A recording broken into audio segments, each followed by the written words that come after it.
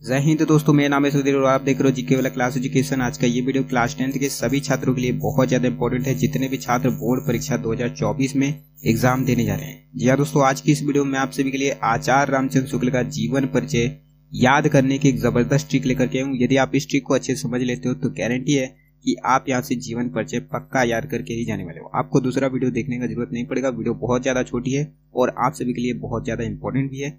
और मैं आपको एक बात और भी बता दूं कि हमारे चैनल पर 2024 की बोर्ड परीक्षा की सारी तैयारी स्टार्ट हो चुकी है। अगर आप हमारे चैनल के माध्यम से जुड़ जाते हैं तो आप बहुत ही आसान तरीके से, अच्छे तरीके से आप अपनी प्रिपरेशन यानी तैयारी कर सकते हैं। ठीक है। और साथ ही साथ मैं आपको एक बात और भी बता दूं, मैं जितनी भी सारी वीडियोस बनाऊंगा उन सभी का PDF फाइल अगर आपको डाउनलोड करना है तो आप हमें टेलीग्राम पर फॉलो कर सकते हैं। वहां पर भी आप यही चैनल का नाम सर्च करेंगे, आपको एक बार में मिल जाएगा। फटाक से आप एक लिंक वहां पर मिल जाएगा आपको, बस आप उस पर एक बार क्लिक करोगे, आपका PDF डाउनलोड हो जाएगा। ठीक है।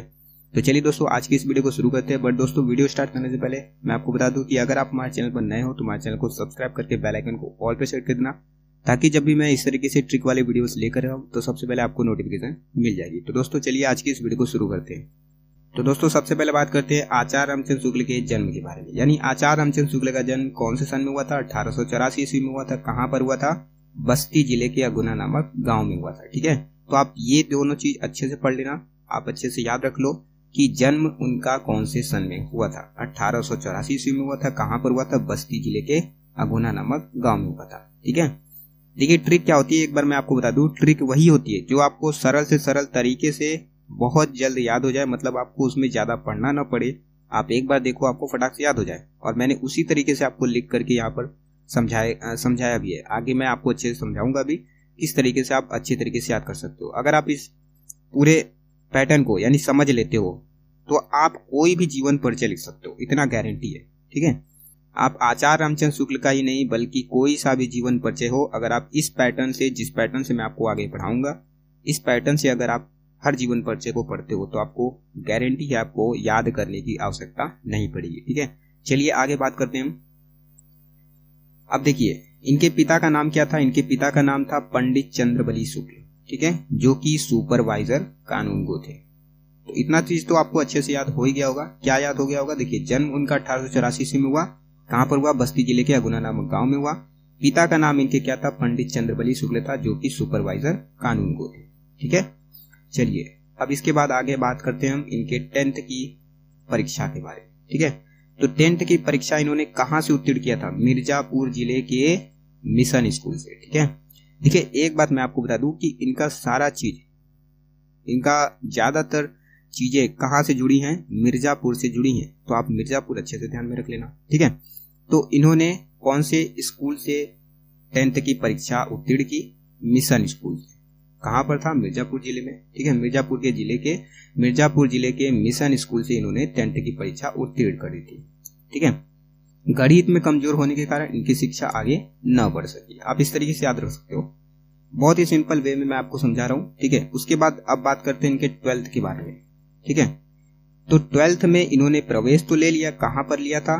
कायस्थ पाठशाला में लिया था।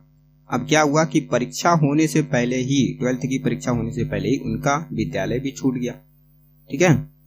बहुत अच्छे तरीके से मैं आपको समझाने का प्रयास कर रहा हूं यहाँ पर। अगर आपको अच्छे तरीके से समझ में आ रहा है तो इसी बात पर एक बार जोरदार लाइक कर दीजिए और अपने मित्रों के साथ शेयर कर दीजिएगा। तो इतना तो आपको अच्छे से याद हो गया होगा। जन्म 1884 ईस्वी में बस्ती जिले के अगुना नामक गांव में हुआ था। पिता का नाम पंडित चंद्रबली शुक्ल, जो कि क्या थे? सुपरवाइजर कानूनगो थे। ठीक है। 10th की परीक्षा इन्होंने उत्तीर्ण किया था मिशन स्कूल से, जो कि मिर्जापुर जिले के आसपास पड़ता है। ठीक है। और गणित में कमजोर होने के कारण इनकी शिक्षा आगे न बढ़ सकी। अब 12th में क्या हुआ कि 12th में इन्होंने कायस्थ पाठशाला में प्रवेश तो ले लिया। ठीक है। लेकिन 12th की परीक्षा होने से पहले ही इनका विद्यालय भी छूट गया। देखिए कितना आसान है, आप आराम से याद कर सकते हो। ठीक है। इतना तो आपको अच्छे से याद हो गया होगा। चलिए अब बात करते हैं इनके नौकरी के बारे में, यानी कि इनके जीवन में नौकरी के क्या उतार चढ़ाव थे। ठीक है। तो देखिए न्यायालय में इन्होंने नौकरी किया था। ये भी कहां पड़ता है? मिर्जापुर में पड़ता है। मैंने आपको अभी ऊपर ही बताया था कि इनका ज्यादा चीजें जुड़ी हुई हैं कहां से? मिर्जापुर से। ठीक है। अब देखिए इन्होंने न्यायालय तो किया, मिर्जापुर में नौकरी की न्यायालय की। ठीक है। उसके बाद उसको भी छोड़ दिया। उसके बाद क्या हुआ कि अध्यापक पद पर भी ये इन्होंने कार्य किया। वो भी कहां पर किया? मिर्जापुर में किया। ठीक है। कहाँ पर किया, मिशन स्कूल में किया, जहां से इन्होंने 10th की परीक्षा उत्तीर्ण की थी। मैंने आपको अभी ऊपर ही बताया ना, 10th की परीक्षा मिशन स्कूल से इन्होंने उत्तीर्ण की थी और गणित में कमजोर होने के कारण इनकी शिक्षा आगे न बढ़ सके। ठीक है, तो वही यहाँ पर बोला जा रहा है कि अध्यापक पद पर कार्य किए, मिशन स्कूल में चित्रकला के अध्यापक पद पर भी इन्होंने कार्य किया। सब्जेक्ट इनका था चित्रकला, यानी जो ड्राइंग होती है। ठीक है, आप समझ सकते हो, आप 10th में अगर ड्राइंग दियोगे तो आपको समझ में आ जाएगा। ठीक है, चलिए आगे बात करते हैं इनके स्वाध्याय। यानी स्वाध्याय इसका मतलब ये हो गया कि स्वयं इन्होंने कौन कौन सा अध्ययन किया। इन्होंने हिंदी, अंग्रेजी, संस्कृत व बांग्ला भाषाओं का स्वयं ही अध्ययन कर लिया। ठीक है, और पत्र पत्रिकाओं में लिखना आरंभ कर दिया। बस आपको यूं याद हो जाएगा जीवन परिचय, आप बिल्कुल घबराइए नहीं। ठीक है, बस आप इस वीडियो को लाइक करके अपने दोस्तों के साथ जरूर शेयर कर दीजिएगा। उसके बाद देखिए क्या हुआ कि BHU में इन्होंने, मतलब BHU जिसको काशी हिंदू यूनिवर्सिटी यानी कि काशी हिंदू विश्वविद्यालय के नाम से जाना जाता है। ठीक है, आप समझ जाओ अच्छे से, BHU उसका शॉर्ट फॉर्म है। ठीक है, तो BHU में हिंदी के प्राध्यापक पद पर भी इन्होंने कार्य किया, क्योंकि हिंदी इन्होंने स्वयं अध्ययन कर लिया था यहाँ पर, है ना, मैं आपको बता चुका हूँ अभी।